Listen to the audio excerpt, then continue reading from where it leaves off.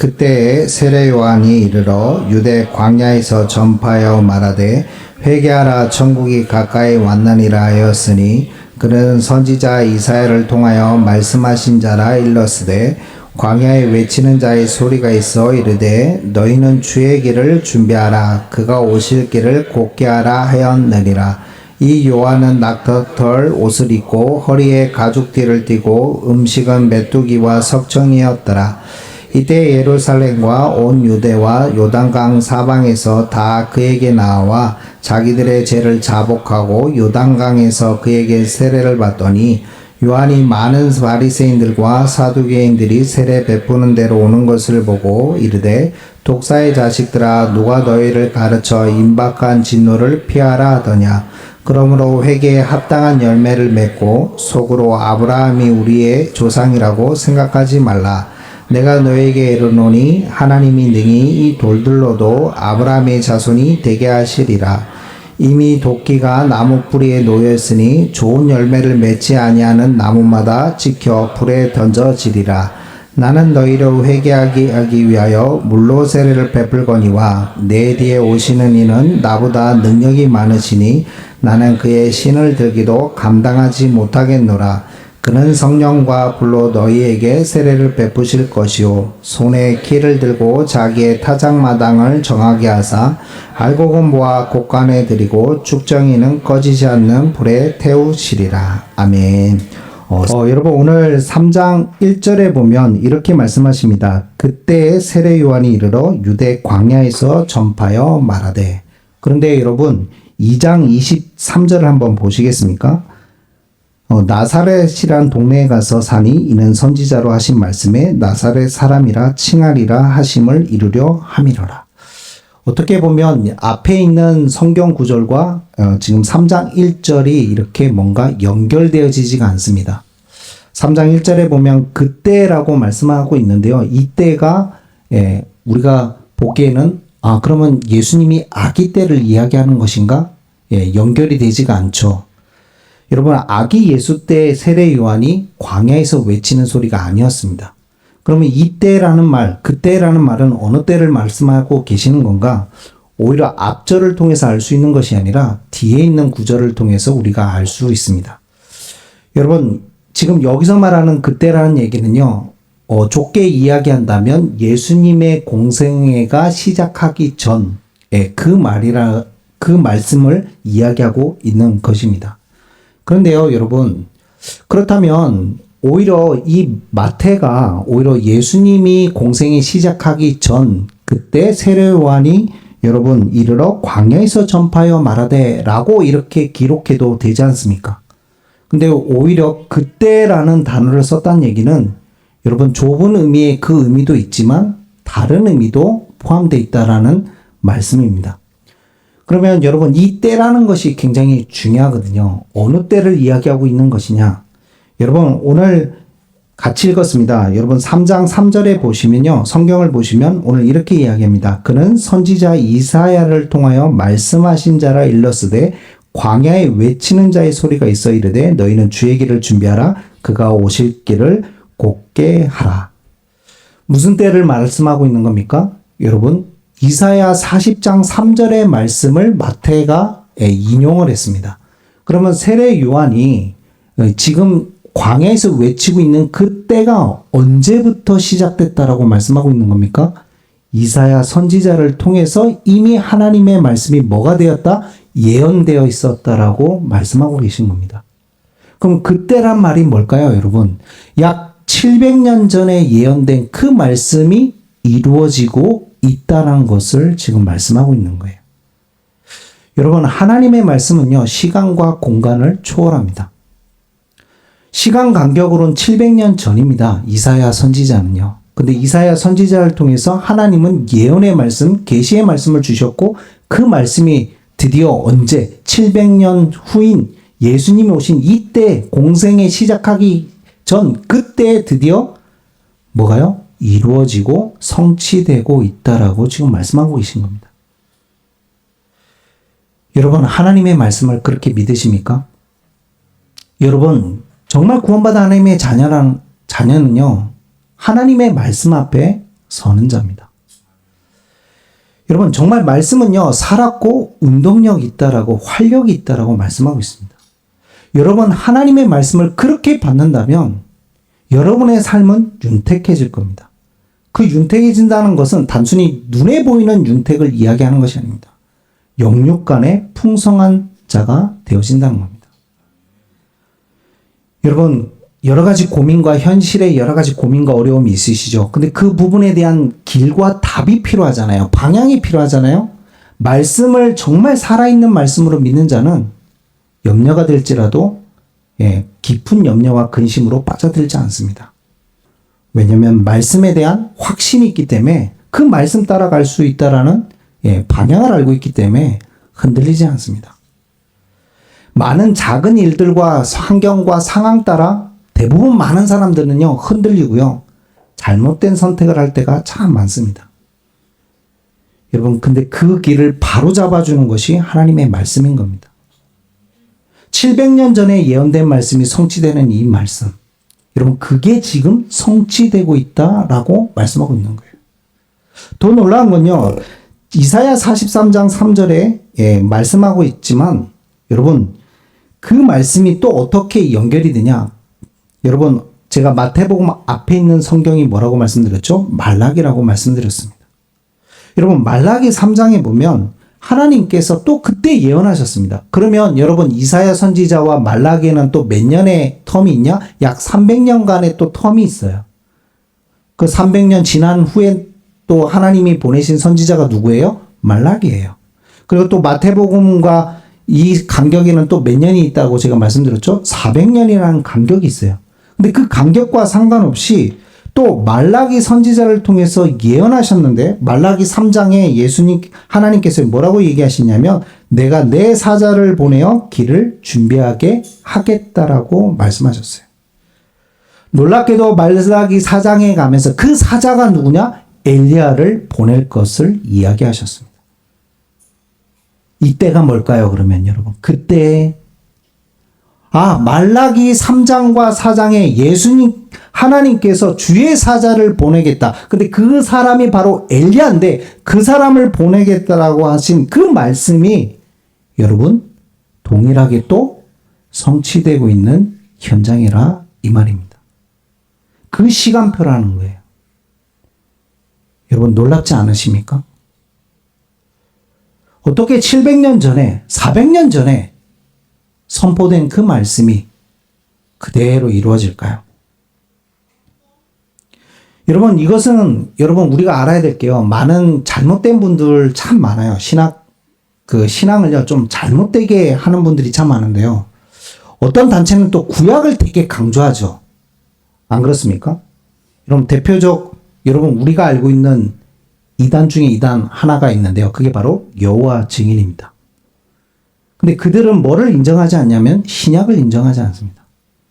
그들은 구약 중심의 그거를 강조합니다. 근데 그 말은 그 사람들이요, 전혀 지금 성경을 모르고 있다는 얘기예요. 또 한편으로 어떤 단체는요, 신약을 강조합니다.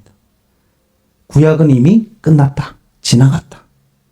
여러분, 죄송하지만 둘 다 성경을 정확하게 모르고 있는 겁니다. 여러분, 우리에게 편하라고 구약과 신약을 나눠놓은 거지, 성경의 흐름은 전혀 나눠져 있는 것이 아닙니다. 그냥 예수님이 오시기 전과 오신 이후로 나눠서 우리를 편하게 하기 위해서 어떻게 보면 구약과 신약으로 66권으로 나눈 거지, 여러분, 성경은요, 나눠진 적이 없어요. 왜 그렇습니까? 말라기의 언약이 그대로 어디에서? 마태복음에 성취됐기 때문입니다. 여러분, 이게 대단한 신기한 하나님의 신비인 거예요. 그래서 여러분, 민수기 23장 19절에 뭐라고 얘기하십니까? 하나님은 사람이 아니시기 때문에 거짓말을 하지 않으시고, 하나님은 또 뭐가요? 인생이 아니시기 때문에 뭐가 없으시다? 후회가 없으시다. 어찌 그 하나님께서요, 말씀하신 바를 행하지 않겠느냐? 어찌 말씀하신 것을 실천하지 않겠느냐? 여러분, 하나님의 선포된 언약의 말씀은요, 그대로 성취될 줄 믿습니다. 지금 그 현장이라는 겁니다. 여러분, 하나님의 말씀을 그렇게 받으시길 축복합니다. 그렇게 받지 않으면 여러분 지금 이 자리에 앉아 있는 것이 곤욕일 겁니다.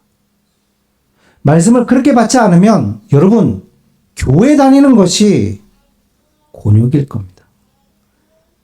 은혜가 아니라 고통일 겁니다. 오늘 그 말씀이 성취되고 있는 현장이라는 거예요. 놀랍도록 700년 전에, 아니 더 나아가면 구약에서 끊임없이 그렇게 말씀하셨던, 이 땅 가운데 누구를 보내시겠다라고 약속하신 말씀입니까? 메시아 그리스도를 보내겠다. 너희들에게 한 구원자가 나타날 것인데 그는 기묘자요, 그는 정말 우리의 모든 죄를 짊어지고 갈 어린 양으로 이 땅 가운데 오실 건데, 그분이 바로 그리스도인데 그 언약이 드디어 성취되는 현장이다. 시간표다. 약속하신 그때가 도래했음을 지금 여러분 선포하고 있는 겁니다. 여러분, 그게 바로 그때 안에 포함되어 있는 의미예요. 그런데요, 여러분, 이 단어에는요, 긍정적인 의미만 담겨 있는 것이 아닙니다. 즉, 긍정적인 의미는 뭐라고요? 구약에 선포된 하나님의 예언의 말씀이 그대로 누구를 통해, 세례 요한을 통해 엘리야가 이 땅에 왔고 분명히 성취되었음을, 여러분 그거를 누구도 인정하셨죠? 예수님께서 직접 얘기하셨습니다. 마태복음에 나중에 보면 여러분, 예수님께서 그 세례 요한을 뭐라고 명명하셨어요? 그래, 엘리야가 온다라고 했는데 그 사람이 바로 세례 요한이다. 그 말씀을 하셨거든요. 그게 성취됐을 뿐만 아니라 여기에는요, 부정적인 면도 포함되어 있어요. 어느 때를 말합니까? 여러분, 이스라엘 백성들에게요, 유대인들에게 있어서 알지 못하는 영적 무지 가운데 빠져 있는 면이 있었어요. 제가 전에도 말씀드렸지만 말라기 당시의 영적 상황과 상태를 말씀드렸어요. 그런데 현실에 변화가 없다 보니까 이들은 점점점 누구로부터 멀어지죠? 하나님으로부터 멀어졌어요. 하나님을 의지하지 않아요. 그런데 놀라운 건 하나님을 의지하지 않고 하나님을 믿지 않는데 입으로는 뭐라고 지금 이야기하고 있습니까? 나는 하나님의 백성이요, 하나님이 택한 족속이요, 민족이요, 백성이며 선민임을 끊임없이 고백하고 속으로는 뭐하고 있죠? 그거를 믿고 있는, 여러분, 자기 확신 속에 가득 차 있었던 민족이 바로 유대인들이에요. 이들에게 있어서는 여러분, 나는 하나님의 백성이야, 거기서 벗어날 수가 없어요. 그건 당연한 거예요. 자기들은 열심히 하나님을 뭐하고 있다? 잘 믿고 섬기고 있는 백성이라고 착각하고 있었어요. 근데 이들이 알지 못한 영적 무지가 뭡니까? 놀랍게도 이들은 어둠 가운데 있었다는 거예요. 근데 그거를 깨닫지를 못해요.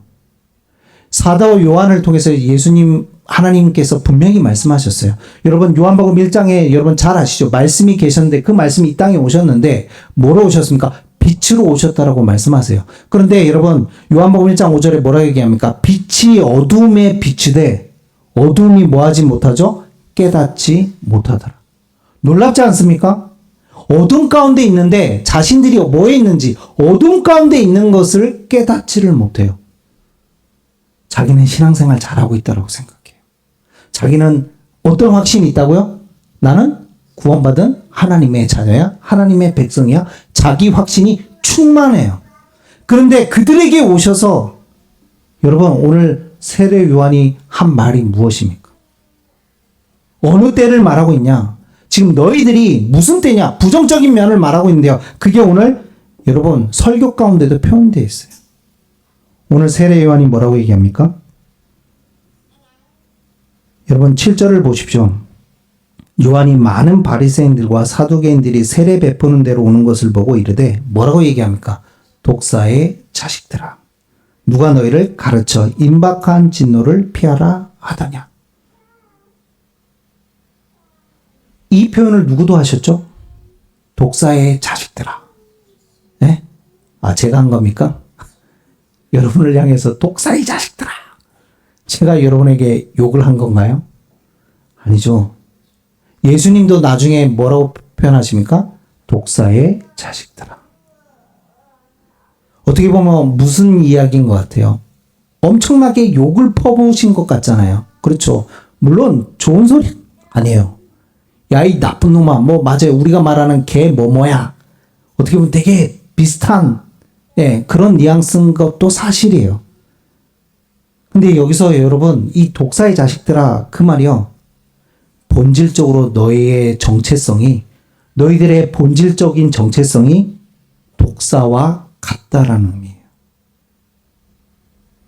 여러분 독사와 같다란 말이요. 여러분 뱀을 생각하면 떠오르는 존재가 있죠.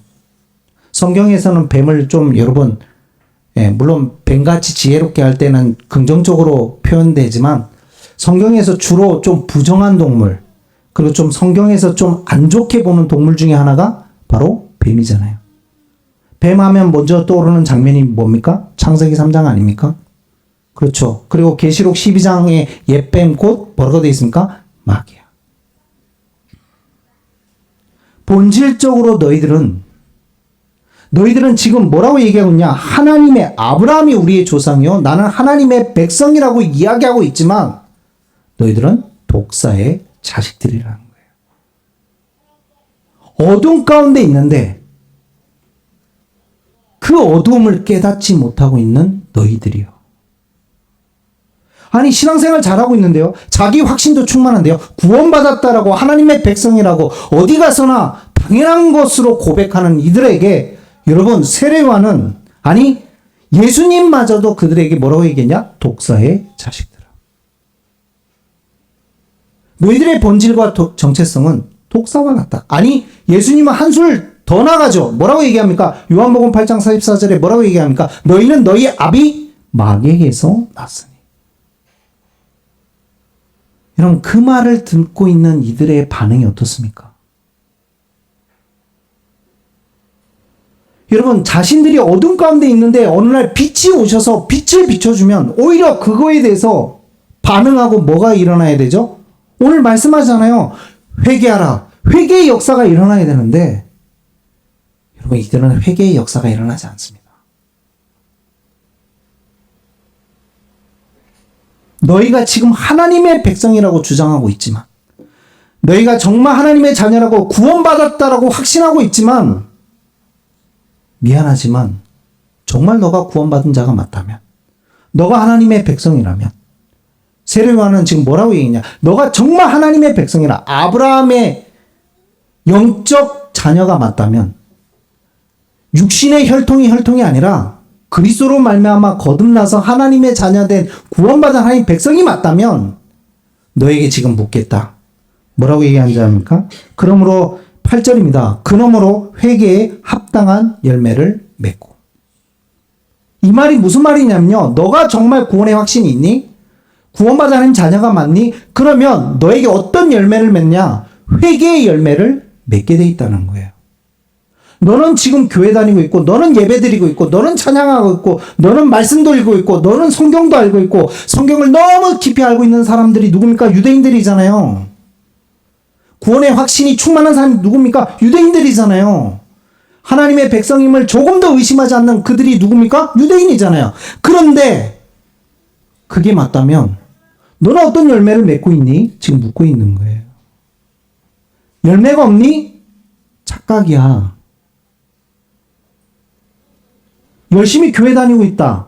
열심히 예배드리고 있다. 열심히 찬양하고 있다. 열심히 직분 받았다. 목사다, 장로다, 권사다. 중요하지 않아요, 여러분. 내가 지금 교회에서 봉사한다, 뭐 한다. 봉사가 중요하지 않다는 게 아니라 그걸 하는데 과연 너의 그 마음에서 중심에서 나오는 회개의 열매에서 나오는 삶의 모습이니? 그걸 지금 묻고 있는 겁니다.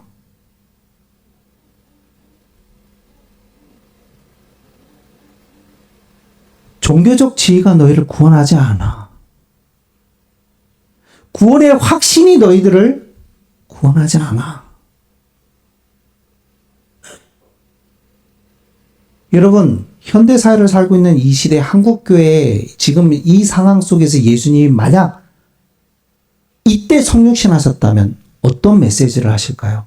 한국교회를 보고 우리를 보고요. 저는 동일한 메시지를 하실 거라고 봅니다. 회개하라, 천국이 가까이 왔느니라. 우리를 보고도 독사의 자식들아. 좀 그렇게 표현할 것 같습니다. 숫자가 중요하지 않습니다. 여러분, 정말 하나님 앞에 우리가 말씀 앞에 서야 되는 이유가 여기 있는 겁니다. 날마다. 집단적 자기 확신의 확신을 갖고 있었던 유대인들. 종교적 확신을 갖고 있었던 유대인들. 자기 확신이 충만했던 이들. 신앙생활 잘하고 있다라고 생각하고 자기는 하나님의 말씀대로 잘 따르고 있다라고 생각하고 율법을 뭐하고 있다? 잘 지키고 있다. 사실이잖아요.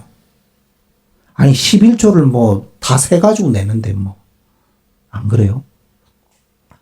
일주일에 몇 번 금식한다고요? 2번. 한 달에 한 번이라도 금식하는 분 손 들어보세요. 아무도 없잖아요. 우리 금식하면 안 돼. 배가 고파. 먹어야 돼. 채워야죠. 그 운동하는 친구들은 또 굶으면 안 돼. 그렇죠. 따라갈 수가 없어요, 여러분. 눈에 보이는 외형적인 모습으로는 그들의 종교적 열심으로는 이들을 따라갈 수가 없어요. 근데 여러분, 예수님은 세례와는 동일한 메시지를 하고 있습니다. 그러니까요, 여러분, 나의 교회 다닌다? 나 세례 받았다?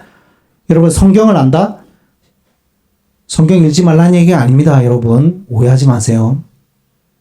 신앙의 가정에서 자랐다? 직분이 있다? 나 하나님 백성이야, 하나님 자녀야, 확신?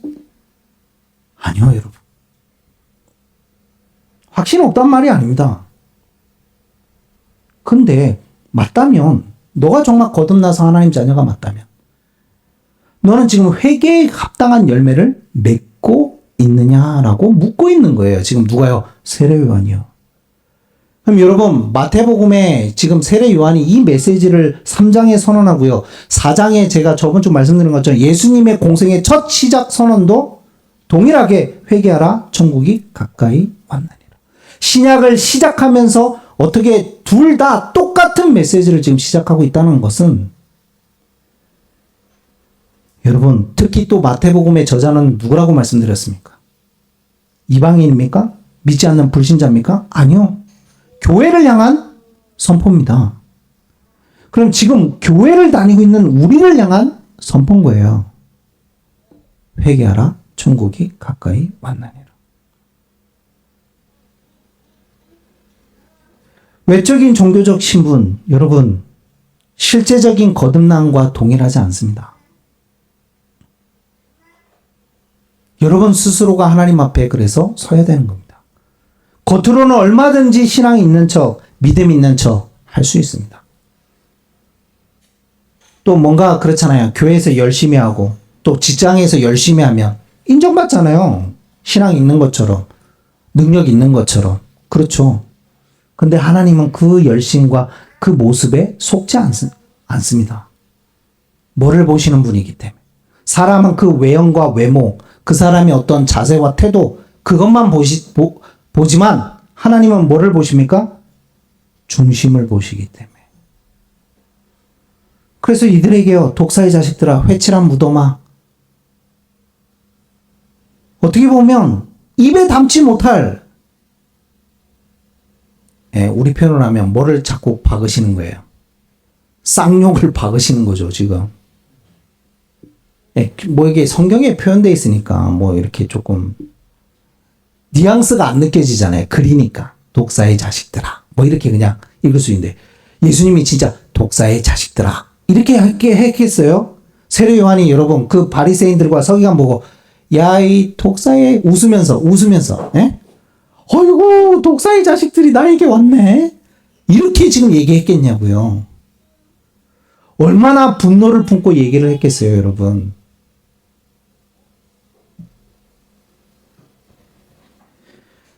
여러분 로마서 2장에 바울을 통해서도 알 수 있습니다. 8절 9절에 이야기합니다. 표면적 유대인이 유대인이 아니요. 표면적 육신의 할례가 할례가 아니요. 오직 이면적 유대인이 유대인이요. 이면적 할례가 할례니라.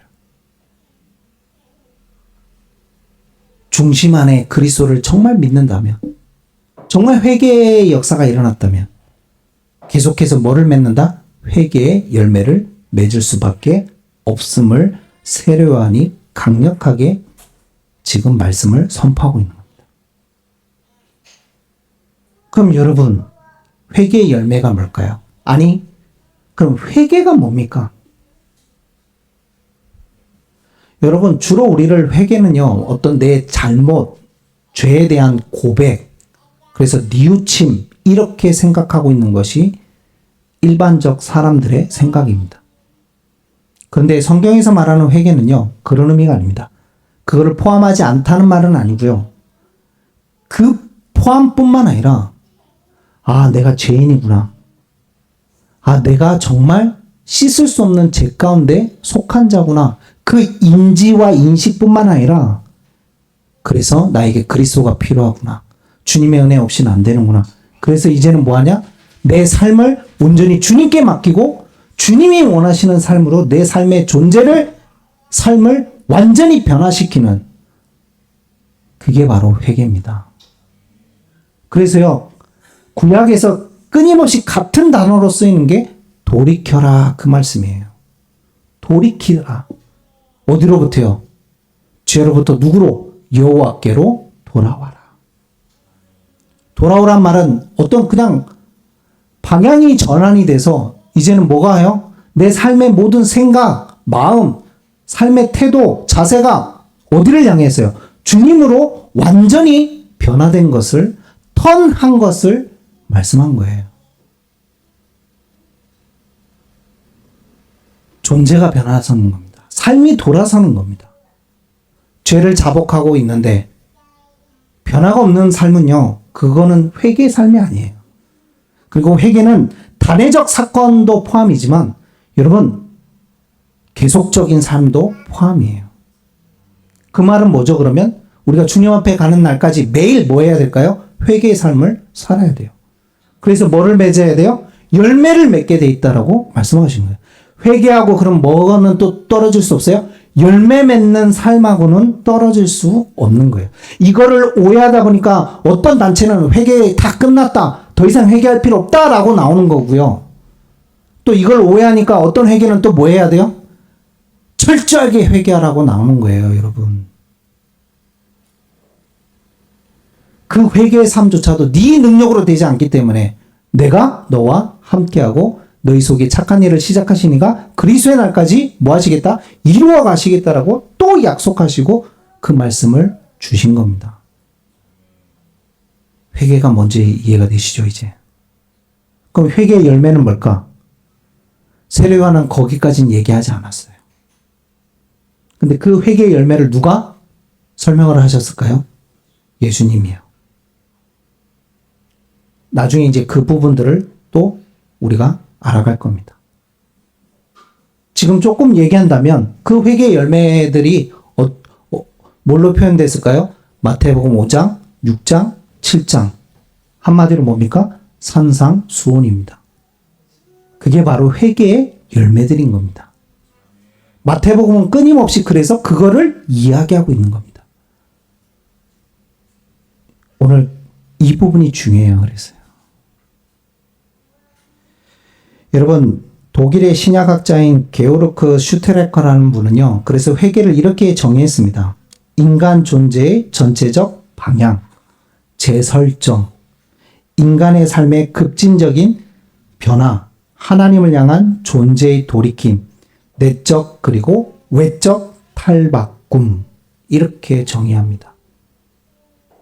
그래서요, 회개하다, 이거를 정말 성경에서 말하는 그 원뜻을 가지고 온전히 담은 단어가 사실은 대한민국에도 없고 영어 단어에도 없답니다. 그러니까 여러분, 회개를 우리가 충분히 뭐 할 수 있어요? 오해할 수 있는 겁니다. 근데 성경 원어 뜻은 둘 다 포함되어 있는 겁니다. 내가 죄인임을 깨달았을 뿐만 아니라 그리스도 아니면 내가 구원받을 수 없는 존재임을 깨닫고 이젠 그리스도의 은혜로 말미암아 내 삶이 변화되어 거듭나서 이제는 누구를 향해? 그리스도를 향해, 주님을 향해 내 삶의 방향이 완전히 재설정돼서 옛것은 버리고 이젠 새것이 되었기 때문에 그리스도를 향해 살아가는 삶의 모든 자세, 태도, 생각, 내 전 존재, 전인격적으로 변화되는 삶, 그게 회개라고 말씀하고 있습니다. 여러분, 동일하게 선언하고 있습니다. 세례 요한도, 예수님도. 전 이 시대에 우리가 가장 많이 묵상해야 되고 들어야 될 메시지가 하나가 회개하라입니다. 이걸 구시대적 생각이라고 생각하신다면 여러분 그분은 죄송하지만 유대인들과 별반 다르지 않게 어둠 가운데 있는 분일지도 모릅니다. 또 자신을 돌아보지 않고 환경을 탓하거나 상황을 탓하거나 다른 사람을 탓하고 있다면 그분 역시 누구와 같다? 유대인과 같습니다. 이들은 여러분 얼마나 어둠 가운데 있냐면 이 말씀을 듣고 정말 깨닫는 자라면 누구를 돌아봐야 돼요? 분을 품고 누구를 세례 요한을 죽이기로 예수님을 죽이기로 마음 품는 것이 아니라 자신을 돌아봐야죠. 그렇지. 아, 내가 아브라함 후손이 맞나? 그럼 나는 정말 회개의 열매를 맺고 있는가? 그런데 이들은 돌아보지 않습니다. 오히려 세례 요한을 죽이기로 작정 모의하고 예수님을 죽이기로 작정을 합니다. 이유는 알죠. 본질적으로 이들은 진짜 뭐기 때문에 독사의 자식들이기 때문에. 그러나 구원받은 하나님의 자녀라면 이 말씀 앞에 나를 세울 수밖에 없어요. 내가 회개하는 삶으로 가려고 몸부림칠 수밖에 없어요. 그래서 여러분에게 질문하는 겁니다. 여러분 깊이 묵상해 보십시오. 회개에 합당한 열매를 맺고 계십니까? 그 열매가 무엇인지는 앞으로 말씀하겠지만 정말 참된 회개의 삶을 살아가고 있는가? 회개라는 것이 여러분 가슴 속에 사무치도록 와닿는가? 여러분 그게 없다면 여러분 자신을 돌아보지 않을 겁니다. 그게 없다면 여러분 미안하지만 자아 성찰은 이루어지지 않습니다. 진정한 자아 성찰은요 보고 말아야 되고 그리스도를 만나야 이루어집니다. 아무리 철학적으로 종교적으로 자기 자신을 너 자신을 알라 돌아봐도요 진정한 자아 성찰은 일어나지 않습니다. 변화가 없죠. 영의 변화가 없기 때문에 삶의 변화도 없는 것입니다. 여러분 오늘 이 말씀을 이번 주 내내 그리고요 한 달 내내 모르겠습니다. 예. 계속 하나님이 뭐 마음 주시면 계속 하겠죠. 예. 마태복음 쭉 계속 보면서 계속 할지도 몰라요. 그건 제가 결정하는 거 아니니까. 여러분 스스로 하나님 앞에 말씀 앞에 서시길 축복합니다. 누구 거 바라보지 마시고요. 옆 사람 절대 쳐다보지 마세요. 옆에 있는 집에 계신 분 또 쳐다보지 마세요. 말씀 앞에 나를 보세요. 내가 회개의 삶이 무엇인가? 회개의 열매는 무엇인가? 나야말로 독사의 자식 아닌가? 나야말로 확신하고 있는데 하나님 자녀야, 하나님 백성이야, 작성했는데 나 교회 다니고 있어, 예배 드리고 있어. 근데 종교적 열심 아닌가? 알 수 있어요, 여러분. 그게 종교적 열심인지 아닌지는. 하나님 앞에 기도해 보세요. 말씀 물어보세요. 하나님 단번에 가르쳐 주실 겁니다. 그래서 회개에 합당한 열매를 맺는 시작이 일어나기를 주님의 이름으로 축복합니다. 기도하겠습니다. 하나님 감사를 드립니다. 하나님 신약 첫 시작을 통해 하나님 신약이 아니라 구약과 하나님의 말씀이 그대로 성취되어지고 이어져서 우리에게 주신 말씀임을 알게 하시고 말씀은 살았고 운동력이 있기에 하나님 누구를 살리는 것이 아니라 나를 살리는 하나님의 말씀임을 오늘도 알게 하심을 감사를 드립니다. 하나님 이 시대 가운데 필요한 말씀도 오늘 세례 요한을 통해 선포하신 회개하라 천국이 가까이 왔느니라. 정말 우리도 모르게 하나님의 자녀라는 그 안주함 속에 자신도 자기 확신과 종교적 확신 속에 빠져 있었던 건 아닌지 하나님 앞에 세워보기를 원합니다. 하나님 복귀해보기를 원합니다. 묵상해보기를 원합니다. 그래서 하나님의 음성을 듣고 만약 그런 삶을 살아내고 있었다면 오늘 정말 회개의 열매들을 맺는 회개의 역사가 일어나게 하여 주옵소서. 그래서 돌이켜지고 전환되어지는 시작이 되게 하시고, 아니 우리가 완벽하게 못할지라도 상관없이 하는 그 방향대로 한 걸음씩 하나씩 걸어갈 수 있도록 참 깨달음과 믿음과 확신을 주시고 인도하여 주옵소서. 감사하며 예수 그리스도의 이름으로 기도합니다. 아멘.